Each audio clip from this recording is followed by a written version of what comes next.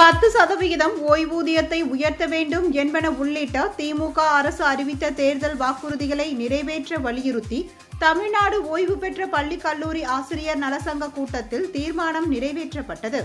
வேலூர் ஆசிரியர் இல்லத்தில் தமிழ்நாடு ஓய்வு பெற்ற பள்ளி கல்லூரி ஆசிரியர் நலசங்கம் சார்பில் நடைபெற்ற கூட்டத்தில் 70 வயது நிறைவு பெற்ற ஓய்வூதியர்களை அனைவருக்கும் 10% ஓய்வூதியம் உயர்த்தி வழங்கிட கோரி தீர்மானம் நிறைவேற்றப்பட்டது.